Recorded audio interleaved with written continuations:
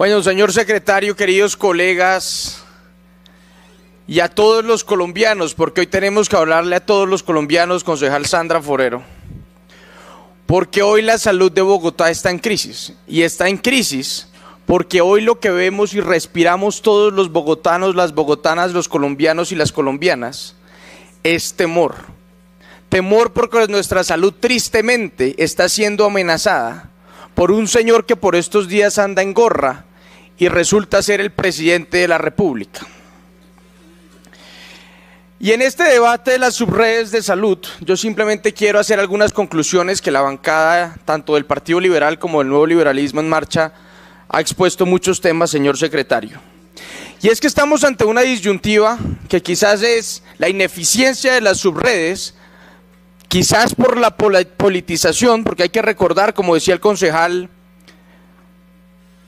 Fernando, que el entonces secretario Morales creó un sistema precisamente para mejorar la eficiencia y que eso dio muchos resultados durante la administración del alcalde Peñalosa. Y sorpresivamente, 4 años después estamos ante una crisis de palabras mayúsculas. Sin embargo, yo sí hago una pregunta, y es: cuando la rueda no rueda en la velocidad que necesitamos que ruede, ¿hay que acabar con la rueda o hay que mejorar la rueda? Y esa es la pregunta que quizás tendríamos que hacernos en materia de salud. Porque la fallida reforma de salud que plantea el excelentísimo señor presidente del universo, Gustavo Petro, lo que está pretendiendo es cambiar la rueda. Y yo quiero empezar por esta reflexión. Simplemente, muy rápidamente voy a esta cifra. Nosotros con la ley 100, donde se cambió de un estado proveedor a un estado regulador en materia de salud y servicios sociales públicos, pasamos de una cobertura del 30% a una cobertura casi universal, donde hay muchos problemas, secretario, y usted lo conoce bien, usted ha estado por todo Colombia hablando de estos temas. Nosotros en Colombia tenemos problemas como, por ejemplo, la ineficiencia que generan las integraciones verticales entre EPS e IPS. Tenemos problemas como, por ejemplo, la demora en los pagos. La cantidad de problemas que hay en las auditorías de las EPS a las IPS, entre muchos otros problemas. Pero nuevamente pregunto, ¿tenemos que cambiar la rueda o tenemos que hacer que la rueda ruede? Y ahí es donde viene una pregunta al modelo que presenta el gobierno de la Colombia humana, que de humana tiene poco por estos días. Y es que este modelo de atención que ellos supuestamente presentan como un modelo preventivo, se concentra en 2 pilares muy sensibles. Y el primero es la transformación de las EPS para que la ADRES, que entre otras cosas el nuevo gerente de Capital Salud fue la cabeza de la ADRES por un tiempo, haga un giro directo. Y eso rompe con la esencia, señor secretario, de la lógica que hay detrás del sistema de aseguramiento de salud, que no se lo inventaron en Colombia, sino que está plenamente conocido en el mundo, y es la administración del riesgo. La administración del riesgo es lo que le da viabilidad al sistema de salud, concejal Díaz, usted que es contador y sabe mucho de finanzas. Sin la administración del riesgo, el cobro directo lo único que hace es generar ineficiencias y reducir la posibilidad de cubrir todas las necesidades que tienen los usuarios. Y entonces sale el presidente Petro muy hábilmente a decir: si yo no hago nada, se va a quebrar la salud de los colombianos. Pues claro, porque sí necesitamos una reforma de la salud, pero nuevamente insisto, para hacer que la rueda ruede, no para acabar la rueda. Y entonces el señor presidente en su reforma no plantea ninguno de los elementos que hoy representan una crisis para el sistema, sino que busca transformarlo en una cosa que no se sabe ni siquiera de dónde salió. Y lo más triste es que quizás el presidente de la República rompió con lo más importante que tenemos en una democracia, y es la defensa y la protección de las instituciones. Y el presidente de la República muy hábilmente ha generado una cadena extorsiva, y yo sí quiero denunciar sin ningún tipo de temor el modus operandi de este gobierno con el tema de la reforma a la salud. Y básicamente, si los congresistas, concejal Name, que su papá ha sido valiente defendiendo la institución del Congreso, si no le aprueban las reformas como quiere el presidente a la brava sale a imponer sus disque reformas. Y eso no lo podemos permitir, y por eso la defensa de la salud de los bogotanos y bogotanas tiene que ser la punta de lanza de la defensa de la salud de los colombianos. Y nos encontramos episodios como este, señor secretario. Hace una semana, el gerente de Capital Salud fue invitado a una reunión a puerta cerrada, porque claro que hay un interés de todos los actores en buscar soluciones a esta disyuntiva de la salud. Y resulta que a la salida de este espacio de discusión y de pensamiento colectivo, tomaron ese video, y el Ministerio de Salud institucionalmente salió a decir que Capital Salud, la EPS pública del distrito, apoyaba la reforma a la salud y buscaba convertirse en una gestora de salud y vida. Señor secretario, no podemos caer en el juego del gobierno. No podemos por temor evitar decir las cosas. Ha pasado casi una semana y ni la Secretaría de Salud ni el gerente de Capital Salud ha desmentido públicamente esta afirmación. Y yo quiero decirles por qué no lo han hecho. Y quiero hacer esta denuncia pública que ojalá trascienda a los medios de comunicación. Por temor. Porque el Ministerio de Salud y la superintendencia dirigida por un ex colega nuestro está básicamente chantajeando a las EPS, diciéndoles que si no apoyan la reforma a la brava del presidente Petro, las van a intervenir. Y claro que las puede intervenir, porque por tener derechos de petición vencidos puede intervenirlos, porque no les importó que antes de la intervención está la etapa de vigilancia. Simplemente a las malas están chantajeando a las EPS de Colombia. Y entonces yo sí le pregunto a usted, señor secretario, ¿vamos a caer en el juego del temor y volvernos cobardes ante este gobierno antidemocrático y antiinstitucional? ¿O vamos a tener la gallardía de enfrentar a un gobierno que no solamente le está dando la espalda a la salud, sino que está rompiendo con el orden democrático? Esa es la pregunta que tenemos que darnos cuando tenemos el 52% del régimen subsidiado en Bogotá en peligro. Y además yo quiero hacer otra denuncia. Es tan grave el chantaje que está haciendo el gobierno nacional que ya las agremiaciones de las EPS contributivas se están sentando dizque a concertar una nueva reforma. Eso no lo podemos permitir. Y tampoco podemos permitir que se politice la salud de los colombianos en el falso dilema de que si no hacemos nada, el presidente se va a salir con la suya. Y por eso, independientemente del color político, vamos a salir a marchar a defender la salud de los colombianos. Y públicamente invito en este recinto que los concejales de esta ciudad no nos podemos quedar quietos y tenemos que salir el próximo domingo a decirle al presidente de la República: no se meta con Bogotá, no se meta con la salud de los colombianos y no se meta con Colombia y sus instituciones. Muchísimas gracias, presidente. Presidente, voy a hacerle una petición especial que me hicieron los colegas. Simplemente, se me olvidó un datico, simplemente 30 segundos. Secretario, en el 2015 se ordenó una vigilancia especial para Capital Salud, en el 2022 se levantó esa vigilancia especial, usted ya anunció una capitalización por 92.000 millones, que lo que busca es trazar la meta de recuperación de Capital Salud, por lo tanto no hay que tenerle temor a una supuesta intervención del gobierno nacional. Dicho eso, presidente, me pidieron el favor que Lorena, quienes nos acompañan en el recinto de hoy, quiere irse a esta corporación por 2 minutos, a ver si yo le puedo ceder esos 2 minutos con su venia, todavía me quedan algunos minutos. Gracias, presidente. Sí, Presidente, un gusto estar en estos micrófonos haciendo unas conclusiones de este debate que se había prolongado por algunos días. Voy a ser supremamente concreto.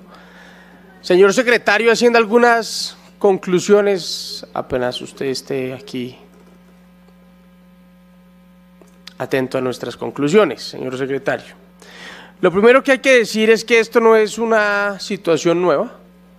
Desde la administración del entonces alcalde Enrique Peñalosa, estos déficits de caja, que es lo que realmente hay, es un déficit de caja que se ha venido acumulando, se venía discutiendo y se hizo un cambio en el sistema y por eso hablamos de subredes. Sin embargo, esos mismos problemas para los cuales las subredes se crearon, hoy siguen siendo los mismos problemas. Entonces la primera pregunta que tendríamos que hacernos es ¿para qué se crearon las subredes? Pero si hacemos algo de historia financiera del sistema, sí hay que reconocer que al final de la administración del entonces alcalde Peñalosa sí había un camino de mejoría en los indicadores financieros del sistema. Entonces, ¿qué pasó? Y yo sí creo que es importante que hagamos un debate para entender financieramente por qué este sistema empezó a reventarse cuando no venía en un camino de quiebra, sino en un camino de recuperación. Y entonces nos encontramos datos como los siguientes. Por ejemplo, en 4 años el Fondo Financiero Distrital de Salud aumentó su número de contratos de prestación de servicios en un 98%. Y también observamos, por ejemplo, que en el caso de la Subred Norte hay un comportamiento supremamente curioso. Los contratos de prestación de servicios empiezan a crecer, digamos tímidamente, año para año, arrancando en el 2021 con 5.206, año 2022 con 5.080, año 2023 preelectoral con 5.743. Solo la Subred Norte aumenta en 700 contratos en un año preelectoral. Y cuando llega esta nueva administración, solamente se han hecho 3.535 contratos. Entonces uno no entiende cuál es la lógica de tener ese monto de prestaciones de servicios, por no entrar a hablar de los temas de proveedores. Eso sí obliga a que este consejo haga un primer llamado de atención frente a una cosa que hay que llamarla por su nombre. Y es, ¿hay acaso politización en las subredes? ¿Hay acaso intereses políticos al interior de las subredes que hace que esos prestadores de servicios funcionen casi que en función o aparentemente en función de unas elecciones? Porque eso es supremamente preocupante. Asimismo, yo sí creo que es importante partir de una realidad, señor secretario, y es que cuando la Ley 100 se creó, hablamos de que esto debería ser un régimen contributivo en su gran mayoría y en su minoría un régimen subsidiado, pero a raíz de la informalidad que tiene nuestro país eso no se ha cumplido y por eso la Ley 100 no ha funcionado en materia financiera como hubiéramos querido, más si lo ha hecho en cobertura. Sin embargo, Bogotá es la excepción. Bogotá tiene un 77% de usuarios en el régimen contributivo y apenas un 22% en el subsidiado. Razón por la cual, si quisiéramos probar que el sistema de salud que tiene en Colombia funciona, el laboratorio debería ser Bogotá. Por lo tanto, no existe una justificación para que tengamos un sistema quebrado y estamos más bien tratando de defenderlo a unos personajes que no entienden que la rueda no está funcionando y que hay que ponerla a rodar y no hay que cambiarla como pretende el señor presidente del universo. Ahora bien, usted dijo una frase que a mí me quedó: usted sigue pagando el agua de la casa pero no lo dejan entrar a la casa, ni lo dejan opinar sobre qué se compra en el mercado, qué es lo que está ocurriendo con la intervención. Aquí le hemos presentado nuestro respaldo para que eso no ocurra y hay que llamar la atención también, presidente, a que los funcionarios, así la subred esté intervenida, no tienen excusa para no asistir a este debate, toda vez que el control político es un deber constitucional y que ningún funcionario puede ignorarlo. Así que somos solidarios frente a ese tema, a lo que usted dijo. Ahora, el secretario hizo una apuesta que a mí me parece interesante. Cuando uno habla de reducir un déficit de caja, y es que yo creo que aquí a veces confundimos lo que es un déficit corriente a uno no corriente. Aquí estamos hablando en su mayoría de déficit corriente. Hay dos opciones: o usted deja de gastar o recauda más, es decir, o presta más servicios o deja de prestar servicios. Veo por lo que usted dijo que la apuesta es prestar más servicios. Sin embargo, si usted no depura el gasto, pues no va a poder prestar buenos servicios. Entonces yo sí vi digamos con agrado un aumento en la intención de aumentar la prestación del servicio, pero si no aumenta su gasto recurrente, pues no va a llegar a nada. Y no veo, digamos, un plan concreto, sin embargo resalto que ese sí debería ser el camino. Ahora, Frente al tema del acceder a la información, hay que decirlo con toda franqueza, no es clara la información que presentan las subredes en materia contable. Pareciera que cada subred tuviera una ley NIF distinta y cada quien reportara dependiendo de la conveniencia de cada subred, cuando debería ser indicativos totalmente homogéneos que deberían básicamente indicarnos si nuestros indicadores financieros son saludables o no lo son. Hoy, con toda franqueza, señor secretario, debo decirle y debo pedirle que una apuesta de la entidad debería ser facilitar el acceso a la información financiera para poder hacer un seguimiento riguroso. Entre otras cosas, cualquier entidad consultora en materia financiera lo primero que recomienda es estandarizar la información financiera para poder hacer evaluaciones objetivas, cosa que hoy no podemos hacer. Sin embargo, sí quiero destacar que por primera vez estamos haciendo una revisión particular a esos temas. Ahora, lo de los OPS ya nos referimos.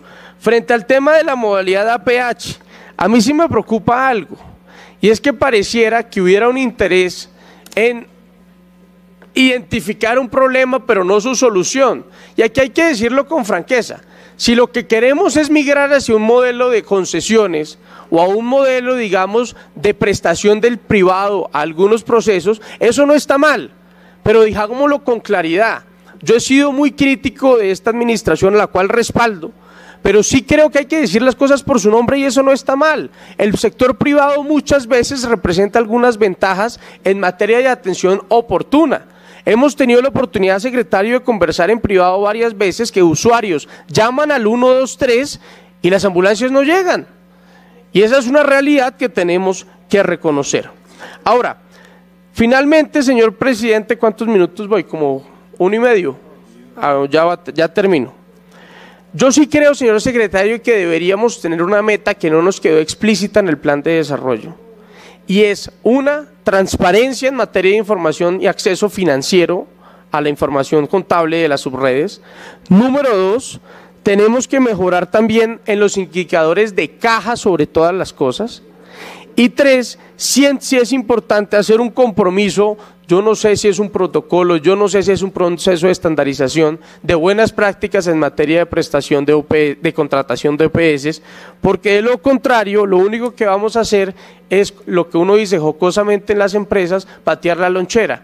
Usted ya nos está hablando de que usted, su déficit lo debería estar llegando a 90 días en el 2026, igual sigue siendo un indicador negativo, cuando deberíamos estar cercano es a muchísimo menos, de acuerdo a las prácticas que estudiamos de los diferentes benchmarks que hicimos para este debate. Entonces, simplemente como conclusión general de este debate, a nombre de Marchi y del concejal Saavedra también, lo que queremos decirles es que identificamos un camino trazado positivo en lo que se quiere hacer, pero es importante pasar de una buena iniciativa a entender concretamente cómo lo vamos a hacer. Muchísimas gracias.